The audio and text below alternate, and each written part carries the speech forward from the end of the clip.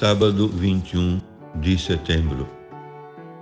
Meu querido irmão, minha querida irmã, estamos entrando na sua vida e muito gostaríamos de entrar no seu coração para aí semear a palavra de Deus, que é sempre a grande orientação para a nossa vida. Nesse sábado celebramos a festa de São Mateus, apóstolo e evangelista. E a liturgia nos apresenta o Evangelho de São Mateus, capítulo 9, versículos de 9 a 13. Naquele tempo, Jesus viu um homem chamado Mateus, sentado na coletoria de impostos, e disse-lhe: segue-me. Ele se levantou e seguiu a Jesus. Enquanto Jesus estava à mesa em casa de Mateus, vieram muitos cobradores de impostos e pecadores e sentaram-se à mesa com Jesus e seus discípulos. Alguns fariseus viram isso e perguntaram aos discípulos: por que vosso mestre come com os cobradores de impostos e pecadores? Jesus ouviu a pergunta e respondeu: aqueles que têm saúde não precisam de médico, mas sim os doentes. Aprendei, pois, o que significa: quero misericórdia e não sacrifício. De fato, eu não vim chamar os justos, mas os pecadores. Meu querido irmão, minha querida irmã, realmente era a verdadeira acusação dos puritanos a Jesus: anda com pessoas de má fama.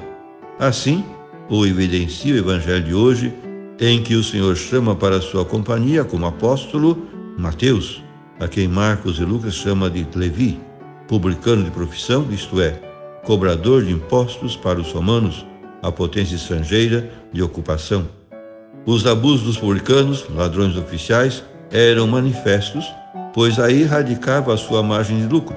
Por isso mesmo eram de evitar social e religiosamente, na opinião dos mestres da ortodoxia judaica. Por que essa preferência de Jesus pelos marginalizados da salvação? Não tem necessidade de médico os sãos, mas os doentes. Ide, aprendei o que significa quero misericórdia e não sacrifícios.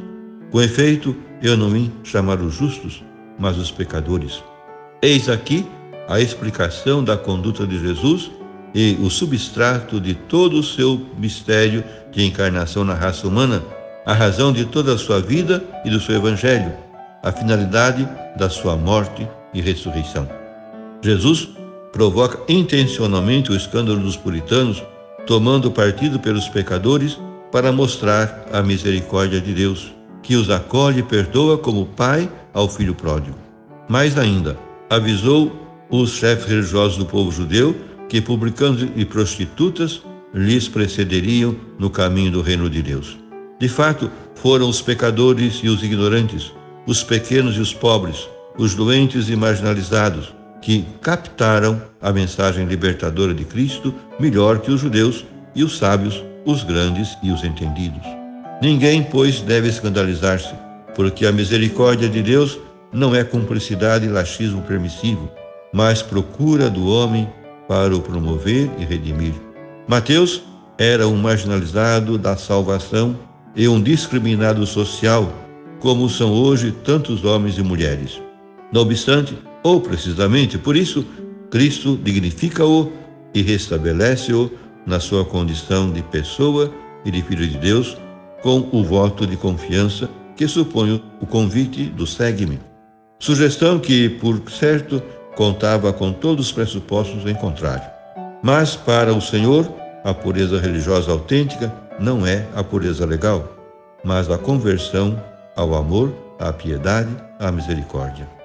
Remetendo-se à frase de Deus pelo profeta Oséias, quero misericórdia e não sacrifícios, Jesus não patrocina uma religião sem culto, mas uma religião essencial, que não se fique por uma prática meramente ritualista, alheia ao compromisso da vida. Na linha profética, Cristo diz não a uma religião que passa ao lado do homem e do amor ao irmão. Não é um dilema eliminatório. Não se trata de suprimir o culto litúrgico, os sacrifícios, mas de projetar a sua celebração para o amor e a fraternidade que rompem as barreiras discriminatórias, para a justiça que liberta os mais fracos. Hoje é dia de examinar as nossas motivações religiosas. Por que é que acreditamos em Deus e por que devemos praticar a religião? Há motivações falsas e autênticas. Entre as falsas motivações estão o ver a religião como um seguro que garante a própria salvação, o individualismo egoísta que se procura a si mesmo, a religião mercantil do mérito espiritual, o medo do castigo de Deus, quando esse temor anda órfão de amor, o ritualismo formulista que tenta ganhar magicamente o favor divino à base de mecanismos cultuais, o espírito de gueto, incontaminado e privilegiado, frio e insociável perante os outros. Entre as motivações autênticas, de acordo com a sinceridade evangélica ao estilo de Jesus, estão a fé e a entrega incondicionais a Deus como resposta a um amor que nos precedeu primeiro em Cristo, a atitude de receptividade e pobreza perante a gratuidade de Deus, que nos ama porque Ele é bom e não porque o mereçamos, a adoração ao Pai em espírito e em verdade, a piedade e a misericórdia que privilegiam o amor ao irmão, a abertura ao marginalizado social e religioso, a compreensão, a intolerância e a justiça, inclusive, sobre o próprio culto, o conhecimento de Deus definitivamente por meio de seu Filho e da sua palavra pessoal, que é Cristo, feito homem por nós, morto pelos nossos pecados e ressuscitado para nossa justificação. Por fim, rezemos. Ó Deus, na vossa inefável misericórdia, escolhestes o publicano Mateus para ser apóstolo.